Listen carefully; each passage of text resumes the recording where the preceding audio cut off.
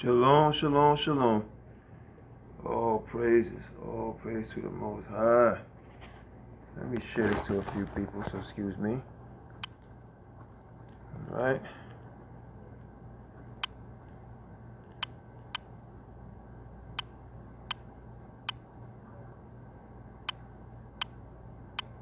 Share this to a few people. I'm live. Here she is. Sit down to her, mommy. She's sniffing the phone. I'm live. I'm live. Okay, so here we go, everyone. I want y'all to listen to something, because we got so many guys who call themselves elders or like they experts. Show them, sis, brother. Let's hear from real experts and on what's really going on. What is grooming? And how do child molesters groom children? All right? Tune in tonight on our YouTube channel, F.O.P.E Israelite School. Bombshell is going to be dropped tonight. Unfortunately, but fortunately, because it has to be revealed. And then after that, man, we're just going to continue to teach it. We're going to get off this subject. But I think that this has to be addressed. I'm not going to run from protecting our children, young boys and young girls. And I'm not going to let it slide where people that's witnessing this is not taking responsibility to protect the children. Right? So we're going to start off with this right here. What is grooming and how do child molesters groom children? Listen to this so you can be aware. Let's go. Grooming is the process by which a child molester gains control of the child for purposes of molesting him, and oftentimes part of that process is also grooming the family. Grooming is a non-violent process. It doesn't involve the child molester hitting the kid. It typically doesn't involve the child molester threatening the child. It doesn't involve the child molester stalking the child, making the child fearful. No. What grooming involves is making the child feel comfortable with the molester. You hear that? Making the child feel comfortable with the molester. All right? And this is a doctor. And the way the molester does that, the way the pedophile does that, is to first be friendly to the child, present a friendly ear to the child. Typically, these children who are molested are kids who have problems in their home. Sometimes they have problems with self-esteem. What's the best thing you can give a kid with problems with self-esteem or a kid with problems in the home? What you give them is attention. And that's what the Yaquab has done and other brothers has done, unfortunately, in Israel and outside of Israel. Right? Compliment them. Oh, they this. Oh, they that. You know, make them feel comfortable when you see no parents around. All right? That's the first thing that happens. And that attention first is compliments. And the compliments are followed by spending more time with the child. Doing a favor for... Spending more time with the child. If you see a child that's with a grown, old-ass man 4 to 5 times a week at camp, just them two alone, right? Red flags. Red flags. Okay? For the child. Doing the child's homework. That follows by small presents, McDonald's hamburgers, buying the child a pair of sneakers. Then the molester sometimes at the same time moves on to groom the parents. Because what a molester... I was told, a guy told me, because I'm tired of jumping on, y'all know who the hell I'm talking about, and told another brother, well, I'm going to talk to the parents about this situation so I can get their hand, so I can get their child hand. Now he's going to go groom the parents after the child been groomed. Molester knows is in order for me to get this kid where I want him, I need to have the parents feel comfortable. Parents, though, are really in an impossible situation because most parents don't see it coming. They just view this person as a nice guy. They view the offer to babysit as being one of, oh well, what a nice teacher, what a nice scoutmaster, what a nice priest. What a nice scoutmaster, what a nice priest, what a nice elder. They done made the parents feel comfortable taking their child. Does this sound familiar, Israel? Listen up. A priest who wants to come in and say prayers with a child in his room. What a nice guy. And they don't realize that this is the way, slowly but surely, getting that hook sunk deeper and deeper and deeper. And then what follows, and sometimes it's the same time as the presents start, is the innocuous touch.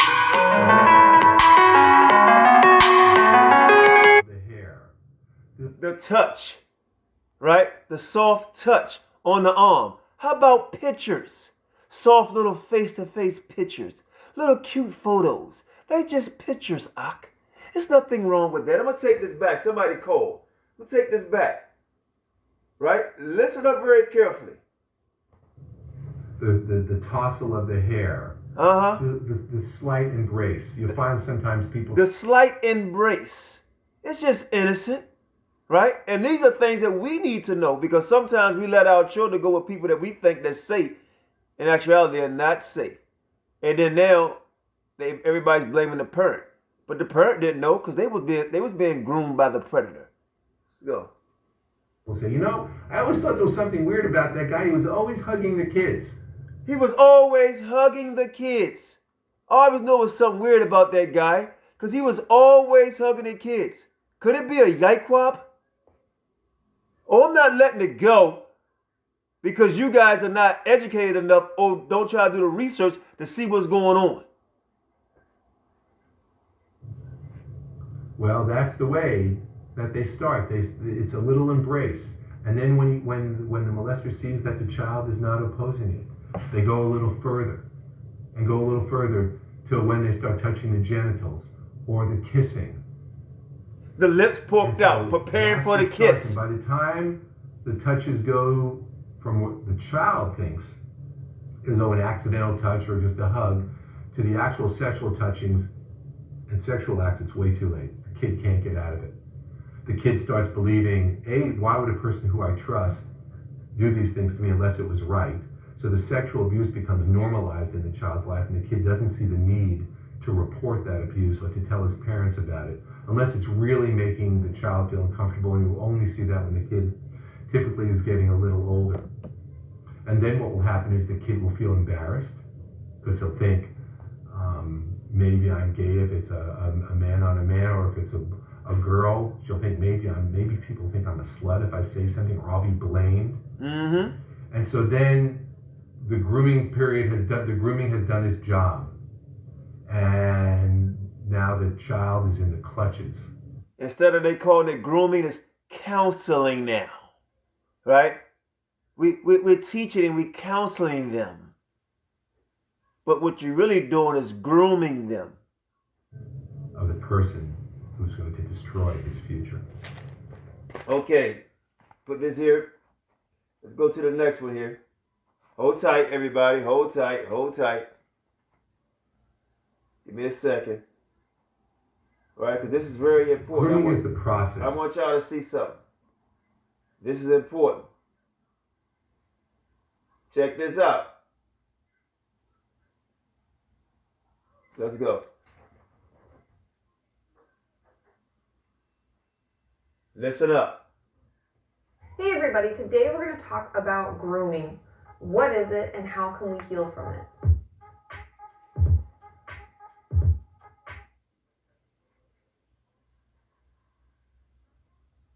In more detail, I want you to know that grooming does not occur in all child sexual abuse cases. Right. It doesn't only happen in children. This can happen to us at any age. And I just want you to hear that first before I go into the 7 stages of grooming. Now, to define what grooming is, if any of you are thinking it has something to do with hair, that is not the case. What grooming is the process by which a sexual predator gains the trust of a child or their family in order to start a sexual relationship with a child in secret. And there are many stages to grooming, and honestly, everything I read had similar steps, but some broken into 10 stages, some to 12, some to 4. And so throughout all of the reading and research that I did, I came up with 7 stages of grooming that I think are important and kind of show you the process through which someone gains our trust and uses that against us to do harm. Also know that not everyone's going to go through each one of these stages, and that doesn't make your situation not valid or anything like that. These are just some of the common stages, but everyone's process and everyone's experience is going to be different. The first stage of grooming is identifying the victim. As a sexual predator, they could pick this based on the age or the way a child or teen or adult looks, or it could even just be vulnerable traits. It could be that the parents aren't around. It could be that we have really low... Could it be the parents aren't around? Interesting. Self-esteem, or have just moved there and are trying to make friends. There could be a lot of different reasons and ways that they identify a victim. And the second stage is gaining trust and access. And I don't want you to think that when someone's trying to gain our trust or access to us, that it's going to be done in an overt fashion. Often, sexual predators are very suave and smooth and may just offer a helping hand. Like, oh, I'll help put your bag in the bus for you. I'll help your mom load up the soccer balls. Oh, I'll walk you to the train station. I'll make sure you won't have to go home by yourself after camp. You can sit next to me at the train station. I'll protect you. From the soccer game. Or, oh, I'll come over and help tutor you for that. They'll try to do small things that seem quote-unquote normal in relationships as a way to gain your trust. And so know that this isn't an overt action. This isn't something that we may notice right away, but it's done as a way to help our parents trust them if we're a child, and that's how they gain access to us, or have us trust them so that they're like a normal adult in our unit, whether it's our family and extended family and friends. We think of them in a very trusting and normal fashion. The third stage is becoming important to the child or adult and giving them something that they need. This could be through manipulation, by telling the person that they're the only one that understands them, they're the only one that can help them. This could also be with children. They find they give them a lot of gifts. Maybe it's money to go get candy. Maybe it's a toy that they couldn't get otherwise, or certain equipment they needed for sports that their parents How about garments? They'll try to give them something or become so important and necessary in this person's life that they feel like they can't live without them, or that they need to keep them around. Sugar daddy. The fourth stage is they will begin isolating you, meaning that they may offer you a ride home. Let's say it's a child that we're talking about, and their parents always like to pick them up from school. They'll offer to call the parent and take them home instead. Or if you're an adult, they may say, oh, I'll walk you home. It's really late. That's kind of scary. I'd rather be with you. And they do this so that you are obviously isolated. You're with them and you're more vulnerable in those positions. Could it be that's why we see certain people with children, because I hate even saying the name now, only with that person, isolating them. Nobody knows who's who, but they always together. Let's go, man. So just be cautious about who you spend time with when there's no one else around. The fifth stage is they'll begin creating secrecy around the relationship. This could be anything from no one would understand what you're going through, or I wouldn't tell anybody that. They'll start to think that you're weird or odd or crazy, or that something's wrong with you. They may also threaten to harm themselves or a pet or someone else that you love in your life if you shared any of the private information you've talked about, or the relationship as a whole. They'll threaten harm or revealing secrets as a way to keep you tied to the relationship. The sixth stage is sexualizing the relationship. And just like we talked about before, when it comes to gaining trust, this won't always be done in an overt way at the beginning. But even the smallest thing, like putting an arm over the shoulder, may give the predator some kind of sexual gratification. By putting an arm over the shoulder, might get a predator some sexual gratification. It's just a picture, Ak. Right? I've never taken a picture with my children with my lips poked out with anybody else's child. The question I would ask, would any of you brothers allow your wife to take pictures with the type of pictures that we've seen of late? Let's go. And these first stages of sexualizing the relationship could just be putting a hand on the knee, rubbing them on the back, linking arms and walking together. It could be things that we don't consider to be sexualized, but the predator is taking it that way.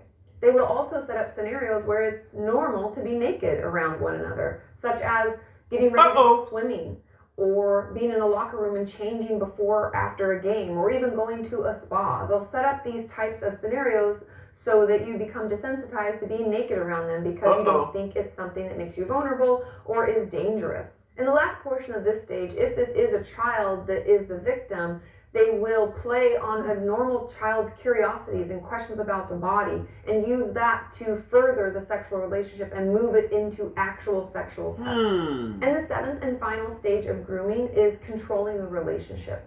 Because once the sexual abuse is happening, all of the things that they've set up, they'll use that as leverage to keep us held in that relationship, whether it's financial. Remember I said they might buy us gifts or give us things we couldn't otherwise get for ourselves. It could be it's how to recognize a predator. Or a boss or a teacher or someone in our life who can, harm us in such a way. It could also be emotional support. Remember, they're telling us that they're the only ones that can understand us and everybody else will think something's wrong with us. They've tried to keep everything we do together a secret. And because of all of that swirling around, there can be so much shame associated with this.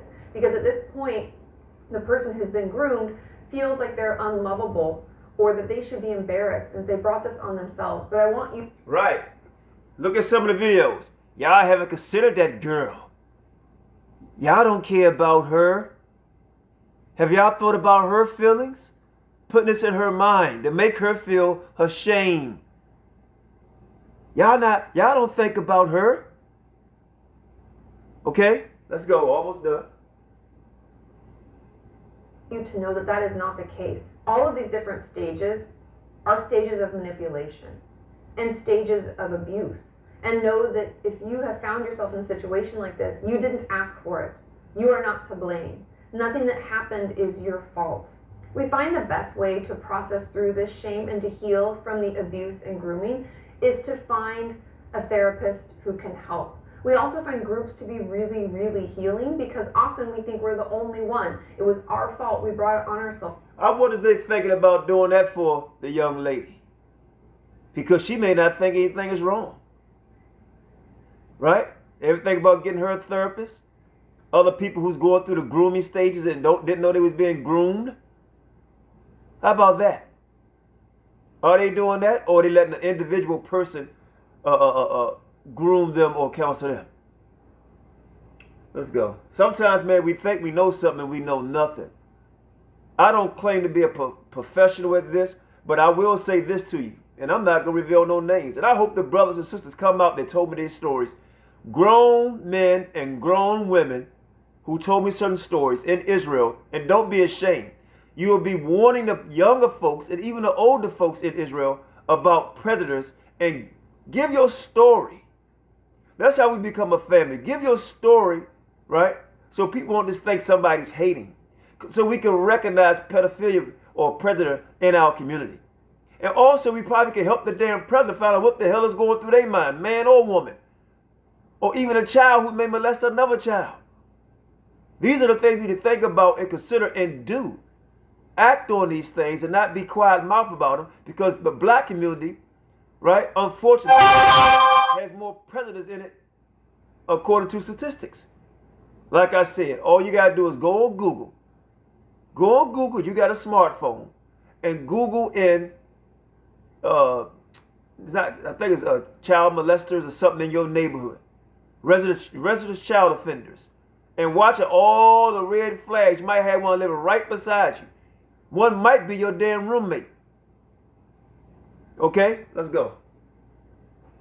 But to hear other people sharing their stories and experience, it can be really healing because we realize that we aren't alone, that it's not our fault, and that other people have gotten through it as well. Come out the closet, help them. Therapy can be so healing is that we're able to offer an objective perspective, a different view into what's gone on. Because like I said, back in those stages we were talking about, that they control the relationship to such a way that we don't even think that anybody else will think differently than what our abuser told us. But the truth is that what they told you was all a lie. And so having someone else come in and be able to talk to you about it in an honest fashion, give an objective perspective, can allow us to finally realize that it's not our fault and that we're not to blame, and we can start that healing process. That's right. Instead of telling people, y'all got this girl thinking this, y'all got that girl thinking that. No! It's the predator. It's the Yahweh that you have around you. And you have been preyed upon and don't even know you have been groomed by the Yahweh yourself. Well, y'all don't know. Another way that therapy can help us heal from this is by teaching us ways to practice self-love and self-care. Often when someone has taken so much from us, it's hard for us to come back and feel good about who we are and know how to give ourselves the things that we need. And working with a therapist who understands abuse, understands grooming, can be really beneficial because they'll give us the tools that we need in the moment to self-soothe, to practice self-care when it's needed most, and know that we are valuable and people do care about us. I hope that just sheds a little light on what grooming is. The more we I hope that shared a little light. Let's go some more here. I got a few more videos I want to show. Okay? And I took my time to look them up so you can take your time. I'm not giving away all my stuff. This took a lot. I've done this over 45 minutes trying to find this stuff.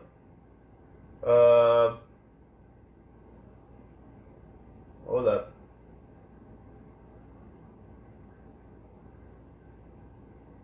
Oh man, it's one I wanted to find. I didn't put it in yet. Hold on. This is one of the most interesting ones. Damn. I'm gonna have to do a part 2 because I can't believe I didn't put it up before I in fact that's what I'm gonna do. I'm gonna do a part 2 after I finish this so you guys can see. Alright? I got so many phone calls I forgot to pull it up. Now you ever wonder why the people that's been preyed upon don't say anything? This is the reason why. Alright? Why do victims of sexual molestation delay in reporting their abuse? Let's find out why. Well, victims wait so long to come forward. One of the reasons they do is because they've been groomed. And they, as a result of being groomed, they blame themselves for the abuse. They cannot understand when they are young, at 7, 8, 9, 10, 11, 12 years old, even older, that the abuse, and it's hard for adults to see it this way, that the abuse was wrong. Because the abuse, when it occurs over a period of time, becomes normalized in the child's life. It starts out as somebody who's trying to be nice to the kid, somebody who's giving the kid presents, and it flows very slowly like a lazy river into a pool where the kid slips. He doesn't realize that they're drowning, but they are. And the problem is that it takes a long time for their maturation process, for the developmental process to take over and realize that what was done to them was harmful. Right. The problem is that they're embarrassed. As kids become more, develop a sexual identity, and they start having sex with boys, start having sex with girls, or girls start having sex with boys, they realize that, wait a second, what was done to me by this adult was wrong. Whether it was a male on a male or a male on a female or whatever combination one wants to do, they realize it's wrong, but they can't say anything. They go, oh my God, maybe this wasn't right. But they're too embarrassed to say anything because they think they'll be blamed by their parents, they'll be made fun of by their peers. In the case of boys, they think that they'll be called homosexuals, they'll be derided that way. With girls, people will think that they're sluts, so that they internalize it. And in some cases, I've had a number of cases over the last 30 years where once the grooming takes place and the niceties go through, 30 years. Then, in order to ensure the silence of a child who maybe starts asking questions, are threats. Threats to the child's family, threats to the child himself. And so the child wants to protect himself, protect herself, protect his or her family, so they don't talk. And that's why we see today, if you look at most of the cases that are brought in sexual abuse, civil cases around the country, most people are in their 30s, 40s, and 50s. I have only had a handful of cases, as have my colleagues around the country who do this work, where the people who report the abuse and who seek to get damages from the child molester or the organization that employs the child molester does so when they're a teenager or a young person. Almost never happens. And that's why we see cases of 30, 40, and 50, people in 30s, 40s, and 50s. And that's why, again, just tying into it, the statute of limitations is so important. Because most statute of limitations... So let me go to something else real quick. Hold tight. Let me show y'all something. Couple more videos. Give me a second. Bear with me. Please share this video. This is what I'm doing right here, because this should be, just waking people up to what's around you, so you can recognize the people that's around you. Understand this: when you got people that say they're Israelite and they come with the Hebrew Israelite names, and you don't know who these people are. Oh, my name is a Yaakov, or I'm priestess, or I'm chief that, or I'm this, that, third. You don't even know these people first or last name. Nothing about them, right? This is a good hiding place for predators. A very good hiding place for predators. So we need to think about these things. You bring your children around stuff like this. Be mindful. Be very mindful of what you're doing. Okay? I watch my children like a hawk. Okay? Like a hawk. I was told by a brother, well, brother, sisters know stuff about you. It's about you on their inbox. I said, well, I'll tell you one thing. If I was in their inbox, I damn sure know it wasn't a little girl. Right? It wasn't a little girl. If I was in a woman's inbox, most likely was saying, most high bless, or somebody I was like flirting with. I admit that. But I wasn't no inbox with no little girl. Trust me. You ain't gonna find that on Qanath. How about that? You'll never find that on me. Never, ever, never, ever, ever. All right? Almost there, guys. Almost there. That's the problem, man. Everybody want to cover up thinking it's about camp. This ain't got a damn thing to do with camp. This has something to do with protecting our children. The black community is infested with predators. Trust me. Infested, guys.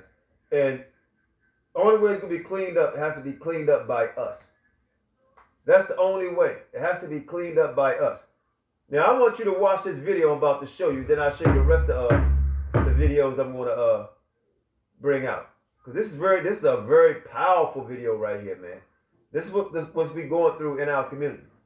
All right? Let me see. Let me get to it. Hold a second. Almost there. All right? Here we go. Wait a minute. All right.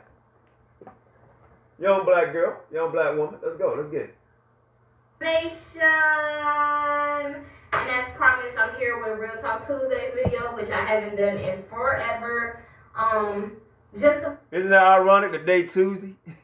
Let y'all know kind of where I'm at with it. I'm more so going to move my Real Talk Tuesdays to be more so. Please check this out, man. It's fire. To our community. Share this.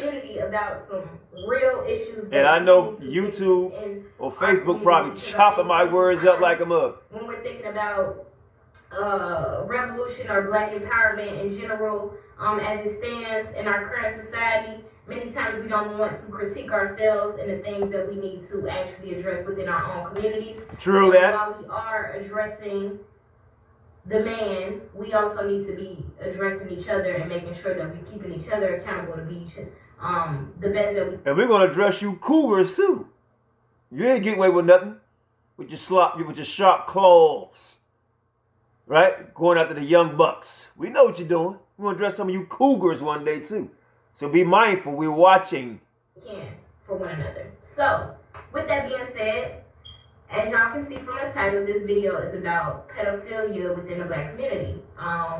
Topic that came up, at least in a sense of urgency, because I was just watching Roxanne yesterday on Netflix, and not that really had so much to do with pedophilia, but the fact that she was dating an older man who was looking at her when she was a 14-year-old girl, for those who didn't see the movie. Wait a minute, do that sound familiar?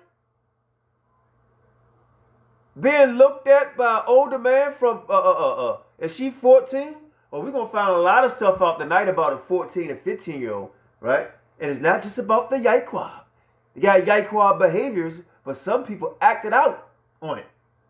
This is just the idea of black man, older man, looking at a 14-year-old girl as if she's not a child. And I could really connect with that because growing up, and I think that many of my black women, we can connect to this.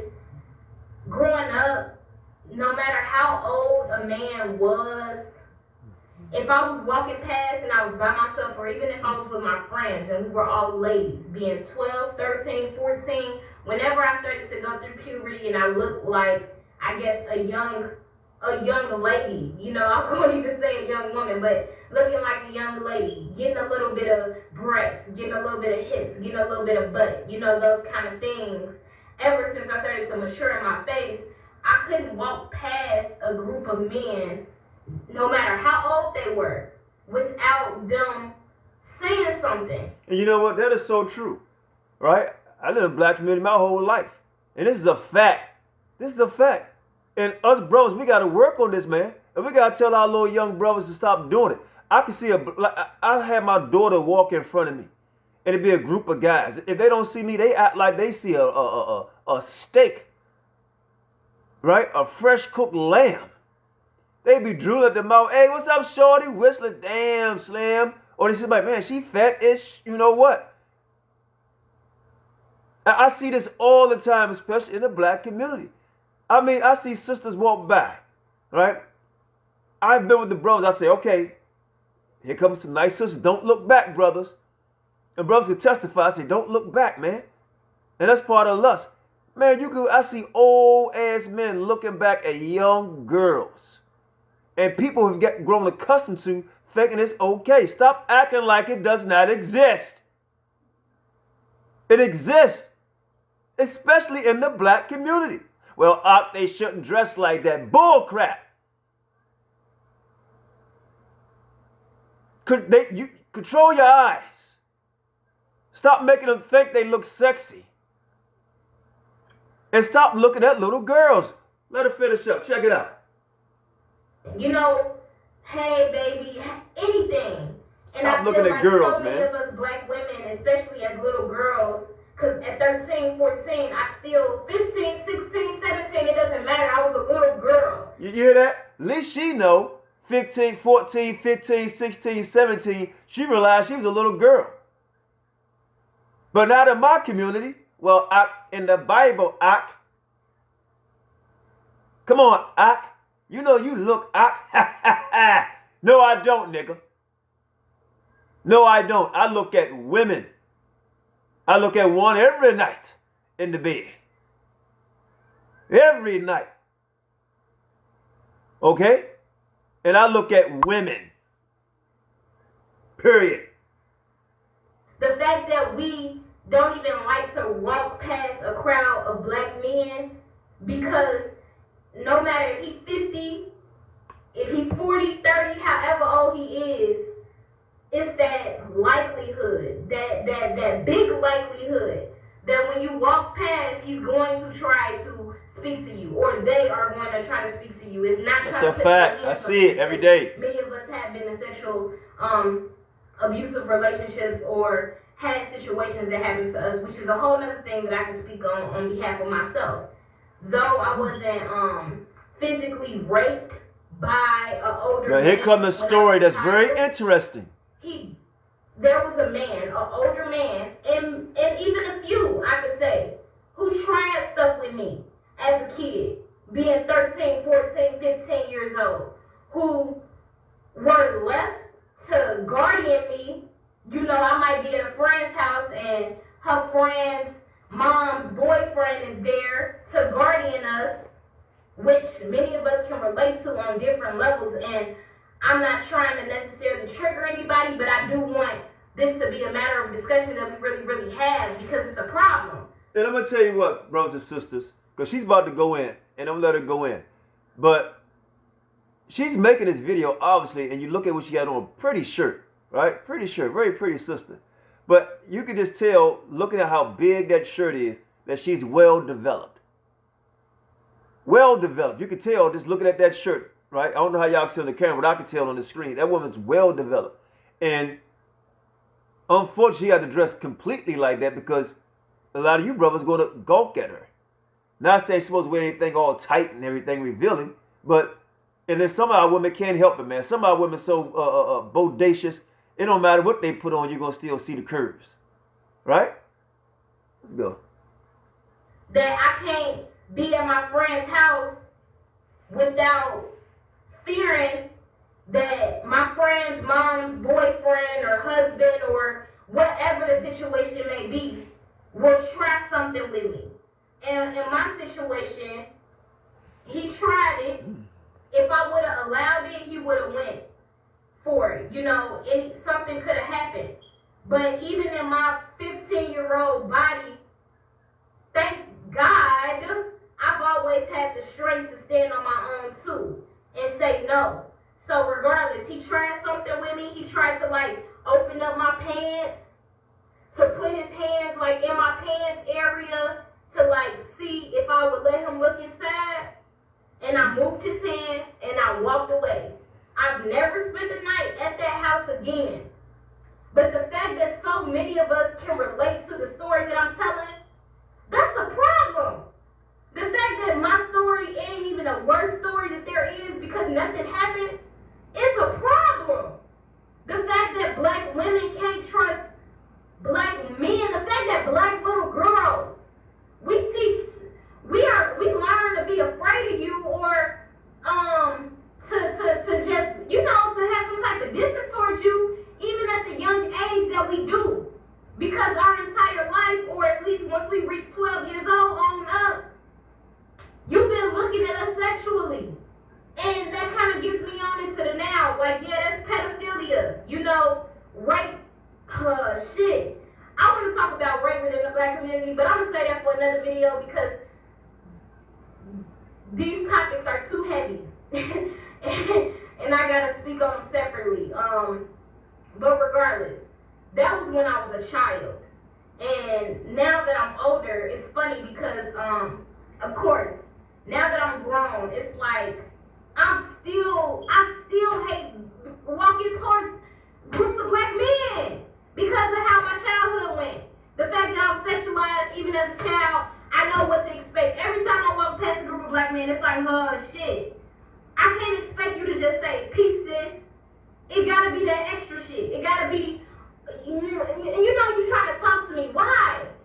And not only that, I'm talking about pedophilia still. So let me just stay on that topic instead of just talking about how black men just stop always trying to talk to a black woman just because she's cute. Now watch this. Now, what she's about to do is go into what we've been saying the whole time. The whole time, brothers and sisters. Let's go. But regardless, let's talk about pedophilia.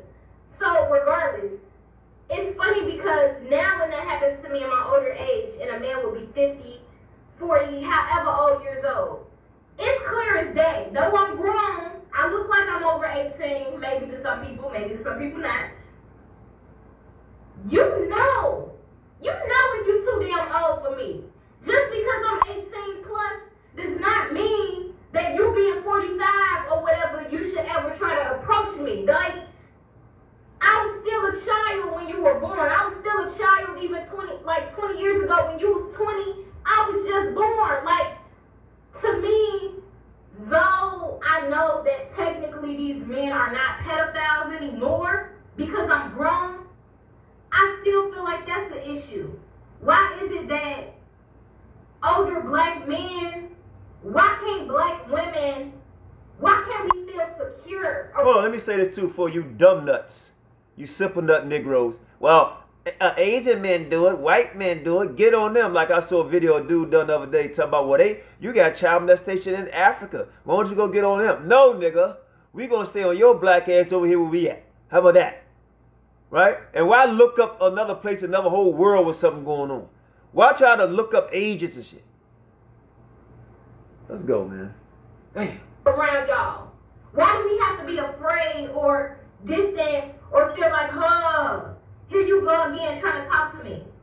Because the way I really feel is that black men, at what point did older black men, and this is not all, because I truly have met older black brothers who understand they are my family. That's right, see? Don't always a black man bash, you know. You heard it say, like, it's not all, right? Because I'm not one. I'm not that sensitive. Oh, she just hate black men, huh? No, no, no, no. No, no, no, no, no. Let's go, sister. And here it is. This one makes me really sick. You can see that she's not a practicing Israelite, right?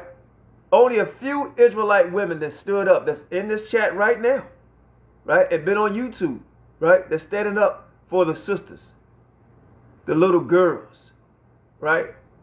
And giving me and some other brothers high praise for having the courage to speak on this, right?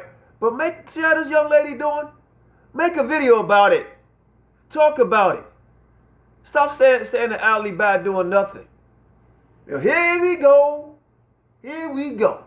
Here go the kicker.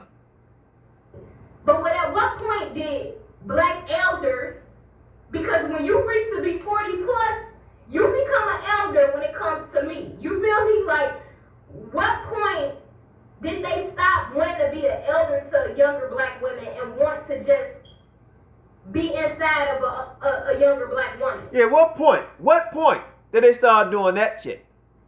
What point they stopped wanting to be an elder and now they got a crush on a child? Curves. Like, at what point did it change for us being able to count on y'all to be our older father figures that we may or may not have? Because I don't.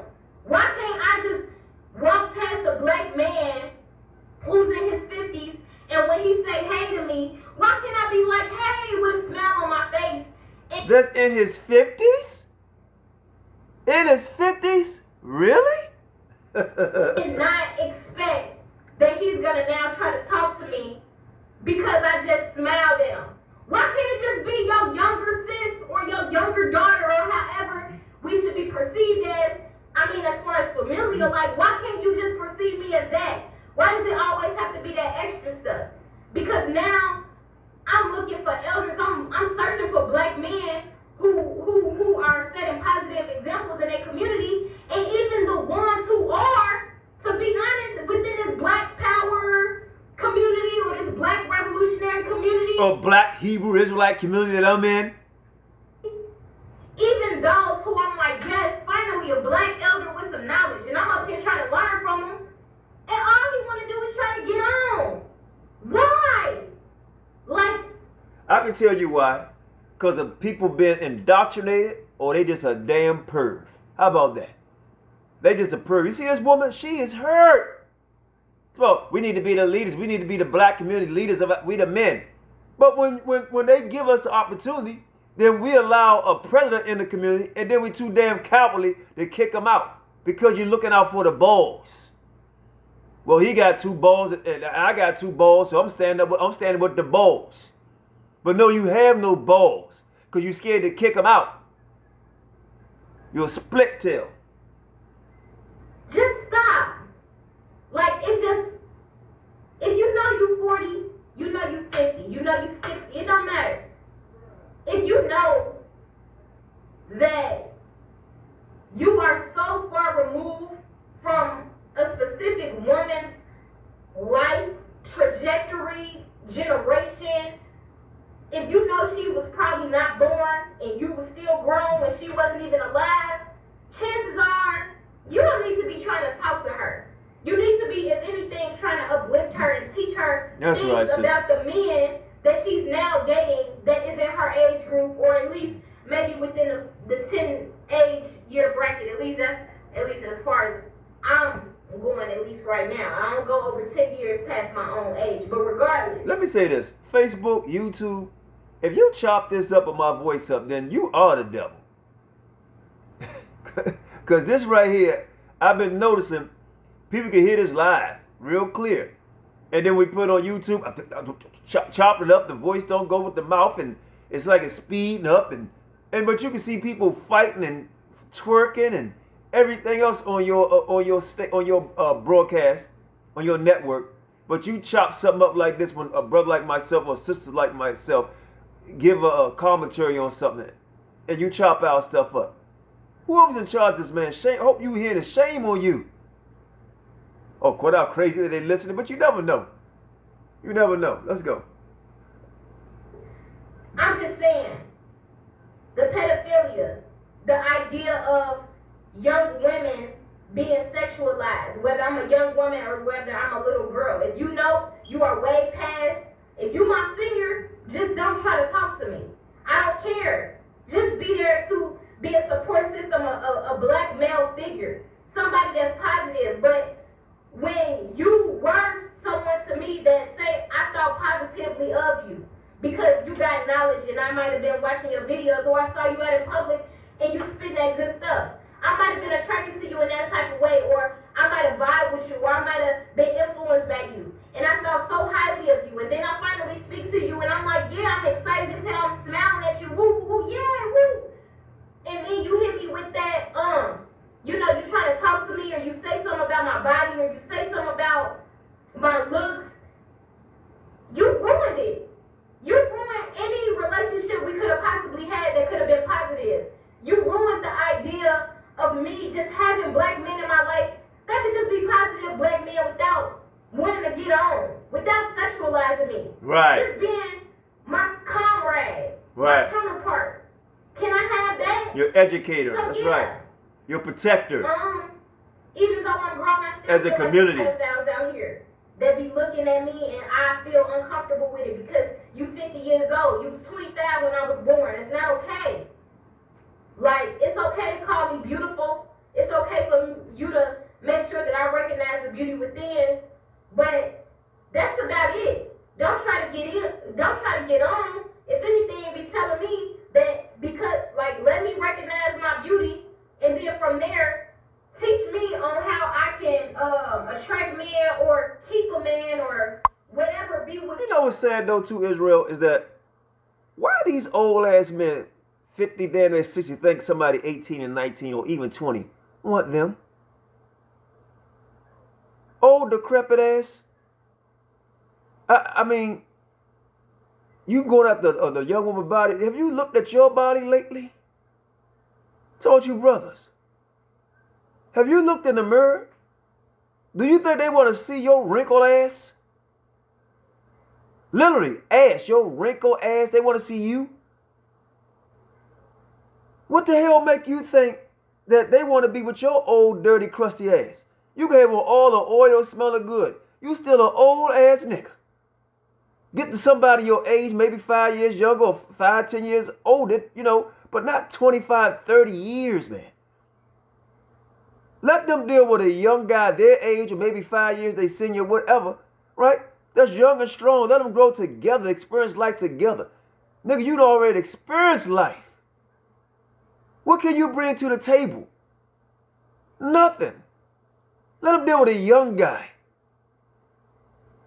Their age. Right? Who's going to love them for them? When they make love to them, it's not just to be lustful. Because they really love them. Not because you just want to lay on them with your old stinking ass and try to get one. And I'm not trying to be braggadocious on this. I know I'm a handsome guy. I know it. And young girls come on to me, right? When I say young girls, about 20, 25, 26, right? Hey, shalom. I say shalom. But I'm not going to try to pursue them in that manner. I'm not going to sit there and say somebody 25, 30, and I see them attractive. I'm not going to say they're not attractive. Hell yeah, a lot of our women look good, man. Let's stop playing. Right? They may flirt at you. You might say, okay, beloved, shalom, right? Throw a kiss, but not what these guys doing. That's ridiculous. This is ridiculous, man. And I'm telling y'all, don't be surprised if they had a young girl come out and try to make a speech. That's how they pray, the predator pray, or the groomer, to protect them. Just like I showed you earlier in the video, to protect them. Because they see nothing wrong with it. But I saw something interesting. Very interesting. Because now this young lady is 17. And somebody sent me, very, very interesting, a picture and it was a picture of a brother with a beard. And the person put, how would you sisters like to rub your fingers through the beard? Right? And a lot of sisters said, cool. She said, how many of you like to rub your fingers through this beard? Brother had a thick black beard. And sister was like, cool, whatever. Then one sister said, I would like to sit on his beard. And the young sister that's in question liked what he said, liked what she said, and said, you go ahead, sis. So the first thing that came to my mind, why would a 15, 16, 17-year-old, this guy like he about 30, talk about how would you like to rub your fingers through this? This is not virgin talking. How would you like to rub your fingers through this? That hit me. Now let's get on this right. Let's finish this up. Someone who actually recognizes that about me too. But that's not you, because you're too damn old. So stop looking at little girls, black men, black women. If y'all can relate to this, please leave y'all comments below. I would greatly appreciate it, because I feel like a lot of times when I talk about black men or what they could be doing better within our community, and this is not to say the pedophilia only goes one way. It's not to say that only black men are the pedophiles within the black community, because that's not true. Which we're going to save that whole conversation for the rape within the black community video that I might do next Tuesday. But it's just to say that in my experience, I experienced just way too many, it's way too often that I'm afraid to walk past a group of older black men or black men in general just because of the sexualization that has went on towards me since I was a little girl. You hear that? And I'm going to tell y'all something I noticed with us brothers, man. Let me say to the sisters first, learn to value yourself, man. Understand your self-worth. Even if you was molested or taken advantage of, come out, speak about it if it still bothers you, right? Get the counseling on it and understand your self-worth. And learn how to value yourself. You don't let nobody, you don't have to have nobody to make you feel good or self-gratificate you. You can do it on your own. You can do it on your own. But what I notice about brothers, we hug different. And sisters hug different too. And I'm not trying to take that away. Right? Because we're very passionate people and loving people. But brothers don't like another brother to hug his woman. Because we just hug different. Right? A lot of times you brothers don't know how to hug with your lower portion back. Y'all come all the way in, hug from the right beneath, right at the bottom of the spine. Grab hold. Right? And might grab a little bit of waist and bring, hey, sister, shalom. Right?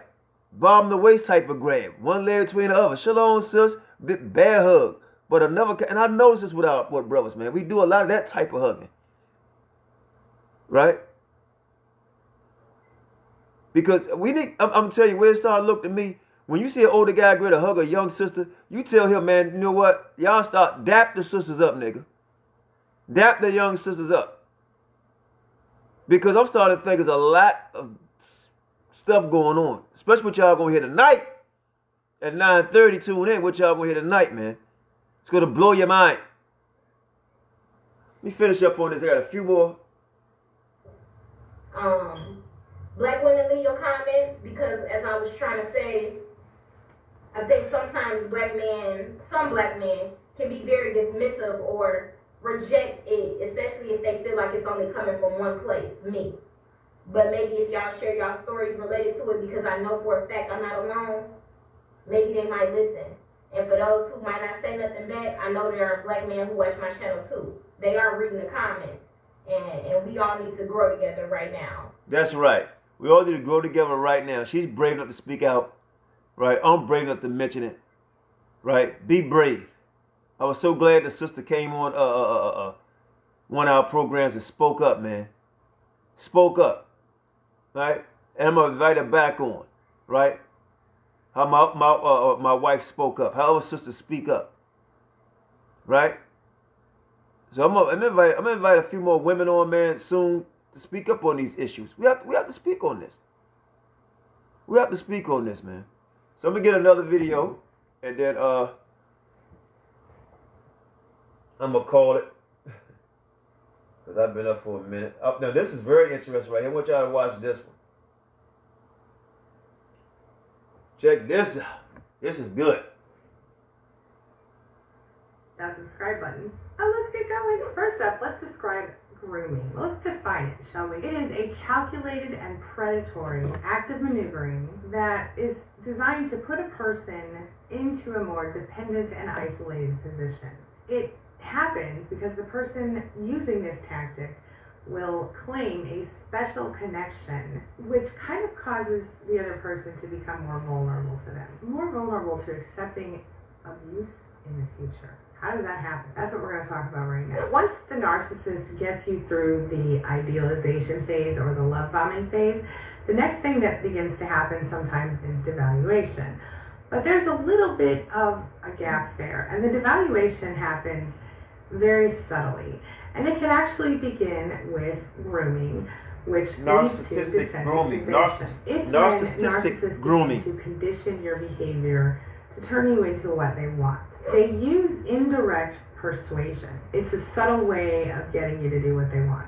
It's a sneaky way, just like a standard narcissist thing, right? So they kind of make you think it was your idea. They do this in really sneaky ways. It's almost like the narcissist is using subliminal messages against you. But it's not exactly subliminal. It's like this. The narcissist maintains the image of innocence and often uses examples of previous victimhood situations to get you to do what they want. Did you ever notice that in the beginning of your relationship, when a narcissist would compliment you, it would often be in contrast to their last ex? For example, if they say, I like the way you always wear lipstick. My ex never wore lipstick. You think to yourself, oh, they like it when I wear lipstick. I'm going to wear lipstick every single day, right? Well, that's not a big deal, but what if they say to you, I love it that you never argue with me when I put my foot down? Well, guess what? A lot of Israelite men, women, you should be silent in churches. Shut up! Shemai, shaquat. I like when you don't speak. A woman shouldn't be speaking, huh? Right? So y'all hear this, and y'all come accustomed to what they're saying, so I can't speak up for myself. I can't say anything, because if I do, they're just going to turn it all on this angry black woman. Right? They're not going to listen to us, so it's best for me to be quiet, because this is what they like. Not telling you to be an asshole, right? But this is what they like. Not telling you to go fuss at your husband, or the man that's courting you. But when you start to like this, you become that narcissistic groom. They're grooming you in a narcissistic style. Let's listen. Because my ex always did. Well, then they're conditioning you to go, oh, whenever they take it real seriously, it's time for me to not argue. Anytime he or she puts their foot down, I better not argue. What if they say to you, gosh, I love that you do the dishes every day because my ex never did the dishes. This is great. What do you think? Oh, I better keep doing the dishes every day. This makes them happy. They didn't like it when the ex didn't do the dishes. Or what if they say to you, I love it that you are skinny because my ex was super fat. Or I love it that you got a thick, juicy butt because my ex had no butt at all. You know, you begin to think, I better hold on to those things. Or they say to you, I'm so glad that you don't bitch at me all the time for being jobless because I'm such a creative person. I just need my ability to be creative and do what I want to do, right? Well, they would say then, well, my ex, they always complain at me for not having a job. I'm so glad you're so understanding. You see how this is going, right? These aren't compliments. These are instructions. Not only are they not compliments, not only are they instructions, they're warnings. They're not only warnings, but I will go even further. I call it brainwashing, right? Manipulation, right? Mind control, right? Programming, right? Feeding you information, right? Programming you, right? as like you're a program, a computer or a robot. Now you are in a trance. In other words, a cult. Let's go. Narcissist gives you. The narcissist is saying to you, hey, this behavior right here, that's why that person's my ex. I'm glad you're not doing that. They are falsely building you up in a way that is essentially training you to become the perfect supply. That's right. Now watch this, guys. Now don't take this the wrong way, because some people may really mean it. Oh man, that other girl, she was like this. You know, that's understandable. But small, subtle things, right? It's levels, it's different tactics in this, right? How to do things, right? I mean, it's very, people that has these type of skill sets, it's very easy to manipulate somebody. It's very easy to do this. It's not hard for a woman to get a man or a man to get a woman, especially if you have a high intellect, right? And it can be seen as being a narcissistic person, right? It's very easy. You could become something that somebody wants you to be, and it's a game. But in the end, once you got them, then you trick them, you turn them back into something that you want them to be, right? But I'm showing you these videos so you won't fall into this type of trap. Listen. And the worst part of this is, a lot of the times the ex did none of these things. The ex cannot be blamed if the ex didn't do the things that they're being accused of doing. As a matter of fact, the narcissist often invents these behaviors or actually projects their own behaviors. I think I'm saying that word right. In order to get you to conform to their wishes. The narcissist is using these things to distance you from what's real, to keep you conditioned, to desensitize you slowly to their abuse, to their focused efforts to make you something that you're not. See, they don't want to be accused of trying to change you. They don't want to be accused of trying to force you into anything. What it all comes down to is that they have come up with a list of things that bother them in the world. Human emotions, situations, behaviors, insults. Anything that knocks them off their pedestal, they have nothing to do with that. They don't want to be criticized. They don't want to be talked about. They don't want to be talked down to. Who does? But they're... Right. Don't want to be criticized. Mind your business. Stay out of this. Right? The women, I'm sorry, I got to say it, right? Certain camps will tell women, you can't talk to other women, women in our camps. That's a control factor. That's a control factor. You understand? You can't talk to this person, women in our body. Or women, you can't talk to men outside the body. Right? Wake up. Wake up. They're so incapable of handling this type of stuff. Hold on, let me say this. All praises that you came on here and said that. See, this is the type of stuff that we need to understand. I'm going to build a chat room. I'm going to do it tonight. Just for the sisters and young sisters. Right? I'm going to build a chat room. It's going to be F.O.P.E. for the Israelite sisters. Right? F.O.P.E. sisterhood or something like that. I'm going to give it to a sister. Probably yourself, sister, another, and my wife. You guys can talk about it. In fact, I think you already have y'all have a room, right, where the sisters talk, you know, and you can put that in so they can see. Well, y'all can talk about stuff like this. You understand?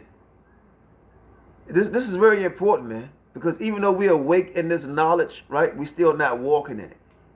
We're not walking in it. You understand? And you still have to protect yourself. Here we go. Very hard to condition you very early in the relationship to not do that. Now what happens next is that if you do continue to have criticism for them, or you do any of those behaviors, this is putting you on warning that you will be on the discard list.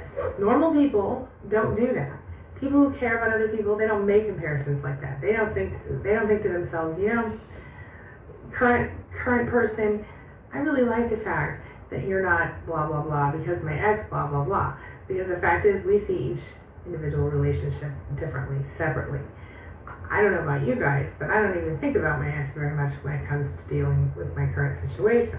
The reason narcissists do this is because it is a way that they can kind of underhandedly influence your behavior. They can teach you, if they say to you, I love that we don't argue because my ex would always argue with me about everything, it's so much better. Well, then you're trained, don't argue with this person. Agree with everything this person says. You begin to know that if an argument comes up, you're going to hurry up and wrap it up as kindly and quickly as. And here it is, guys. What she's saying is true. But you have to look also into yourself, right? Evaluate yourself. You should understand what your mate don't like and like, right? If you constantly argue with a person and you see it just, they don't have to say anything. You could tell. If you're that type of person who like to be an abuser with your mouth, man or woman, you need to check yourself. You need to check yourself. Like I said, my wife and I, 20 years, never cursed each other out. We had disagreements. And you know what? I can actually say we don't have I don't even think we had a real argument. And that's a fact.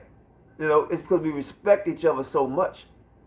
In a relationship I was in, that's how it was always. I never had to tell nobody I ain't like it. Right? They can just go by the way you act. Right? But when you start saying certain things, it's a form of control. Right? And now you start to feel like you walking on eggshells. Right? Let's go. Sorry getting kind of on the top, but this is part of people grooming you. Possible.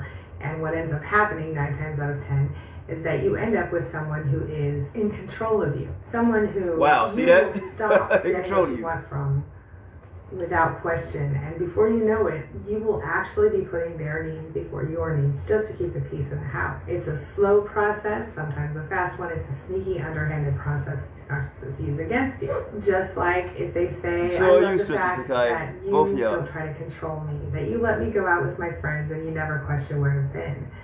My ex was always all over me and jealous, and I didn't do anything wrong. Well, now you're taught that if the narcissist stays out all night, you're not allowed to ask questions. If you have one of those jobless narcissists and they say to you, like I said earlier, if they say to you, hey, I love the fact that you don't push me to get a job because I'm so creative, blah, blah, blah. Well, guess what? You don't say anything, even if it's been 2 years they've been sitting around on their ass, because you've been trained not to do so, and you know that if you do, they'll attack you and they'll start saying things like, you're just like my ex. If you dare to deviate from their plan, guess what? You're going to be getting the silent treatment, you're going to be getting screamed at, narcissistic rage, narcissistic injury, all these things are going to happen. And you're going to be left begging them to please go out with their friends and stay out all night again. You're so sorry that you allowed yourself to fall into that trap. They will snap on you. Please share this video. If you go outside of that behavior, the behavior that they have manipulated you into, it's going to hurt you. They're going to hurt you. That's why so many of us feel so angry after the discard or after we finally get Please share and like this video, please. Finally get the nerve to leave. It's because we have been for so long shoving aside, pushing down what we know to be true, what we know to be right. Our own intuition is shoved aside in favor of serving the narcissist and not causing drama in our lives. They presented this to us as, look how good you are to me. And as empaths, we want to be good to people. We want people to love us. We want people to think that we are taking good care of them. So in our minds, that's what we've been doing all this time. But suddenly we're discarded or we realize we've been abused and we leave, and the narcissist just stops. They use it against us. They use other people. In fact, very often, like I said yesterday, they often go back to an ex and use that person to triangulate us in these situations. You push aside your intuition and your understanding of the way things work. See, this woman, Edomite or not, is giving out very important information that sisters can use with your own experiences, but add this into to teach the younger sisters. It tells you you're supposed to teach the younger sisters to accept a teenager talking to a 55-year-old man, and you're doing a dishonor not only to that woman but the community and yourself. Okay? So these are things that we can learn from, man, and things that we could do. Because obviously if your elder or leader's not telling you these things, then you don't have an elder. Or you don't have a leader. That's just a fact. Okay? That's a fact. It don't take 2 years to recognize wrong or right. Right? It doesn't take that long. All right, let me go. I think I got one more video. I haven't watched this video with you there, so I'm sure she has much more to say. I got things I gotta do, so let me see. Now I want to show you something here. Here's a predator, right? Here's a real, true, live predator right here. He's going to tell you how he operated to get children. Listen to this. He describes how he groomed young boys before molesting them. Right? Check it out. Grooming. I would check out their family situation. I would check out their clothing to see how well they were. You know, Hold on, listen to this. Check out their family situation. I would check out. How many times have we asked about where the mother and father at? Where the mother and father at? Right? And this guy say grooming. And this how he did it. The first thing, he would check out the family. So if you got a young sister or young man coming to Israel, coming to your camp or congregation, right? Protect them. Because you can have predators amongst us also. Right? You can have a Yaquah. Right? A stalk of a child. First thing they say they check out is the parents. That's why y'all keep on asking, where the parents? Where the parents? And he said in his own video, he met her online when she was 15. He asked her, how long you been in the truth? She said 14. He said, you ought to come past sometime and watch us teach street. Teach on the streets. And that's how it all started. Of him grooming and him liking her. Right? I just pray that he didn't break her hymen, you know. But I mean, they do have ways to find out. And, you know, you don't have to prove it to us. Prove it to your own congregation. Well, check it out, guys. This is a known president. He's telling you how he did it. I would check out their family situation. I would check out their clothing to see how well they were, you know, financially. I would check out their social interaction with other kids. You know, when we were on the ballparks or on the gym floor, you know, I would make sure which ones I wanted to molest. I would give them special attention, congratulate them, talk to them when I... Give them special attention. Sound familiar? Go. And know that I would never be allowed to talk to anybody else, you know, aside from everybody. I would give them the attention that an official is not supposed to give anybody. And it made them feel like, wow, he's paying me attention. You know, it is a direct form of grooming. Were there certain characteristics that you looked for in children before molesting them? In children, yes, but more I also looked at their families. If I thought the father was a threat, I would not approach the child. You hear that? He thought the father was a threat, he would not approach. That's why everybody keep on talking about, where's the father in this situation? Where's the father? And you notice, because I don't know if I'm doing it today, we're going to go how people harbor predators. And when you ask this question, even the people in this group, in HOI, they either don't know, or some people do know. I would expect for the elder to know, or elders to know, or give us an answer when people have been asking for over 2 weeks now, where's the mother and father? And there's no answer. We get, oh, my wife is counseling her. Oh, the sister got a headache. Oh, y'all really don't care. 90% of y'all don't care. And we asked a simple ass question, where is the father and mother? Right? And this is why they won't let us know what the father and mother is, because this is what this predator said. Check it out. Look at their families. If I thought the father was a threat, I would not approach the child. Maybe that's why they won't let us know what the father is. They don't want the parents to know what's going on. Because maybe that father is a threat. Maybe that father is a cold beast with the gun, with the knife, with the hands. We don't know. But maybe that's why. Maybe they're afraid if they mention the father, somebody will go back and tell them.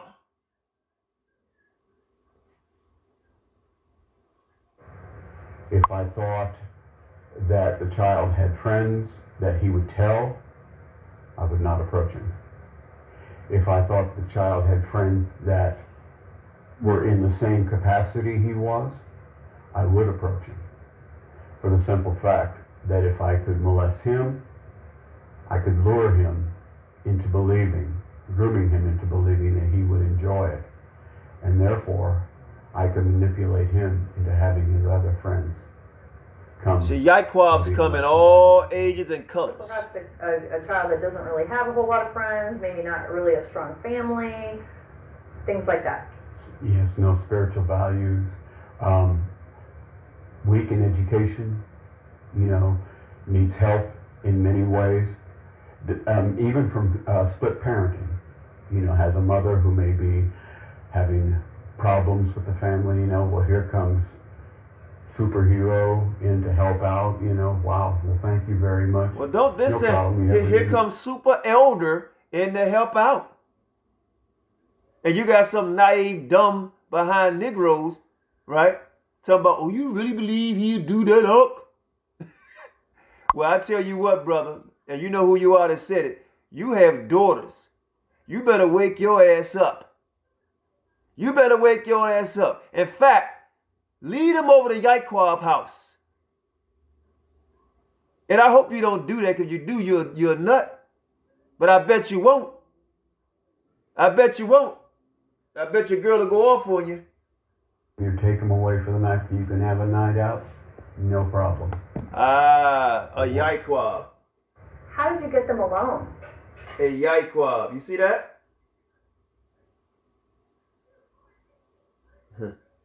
Well, y'all something else, man. Let me see. I think I got one more, man. I'm getting tired here. I got one more. One more.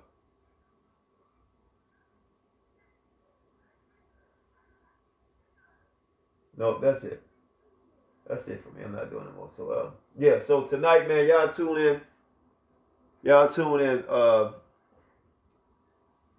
on the YouTube tonight. We're gonna have some special guests on tonight. Black men feel free to. We have some special guests on tonight, man, to talk about what's going on in Israel. Then we're gonna just start getting back to our classes like we done last night. If anybody watched, I hope y'all enjoyed part 2 of the class that we done last night. And it's probably gonna have like a never-ending series on that, So I just hope y'all enjoyed this video. Let me see. Sometimes if it happens to the mother, it will happen to the child, because victims, some don't know how to protect their children. That's true. That's true. That's true. So hope y'all enjoyed this, man. Tonight we have a full house, and it's going to be kind of sad, because some of the things that we're going to find out. Am I going to agree with everything that's going to be said? I'm quite sure I'm not. Am I going to agree with some of the things? Yes. Is some of the stuff they're going to say is yes.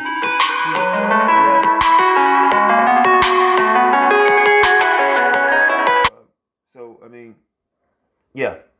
So with that, man, share this video. Share it to everybody on your Facebook, man, whether they Hebrew Israelite or not, because it's something that we need to work on in the black community.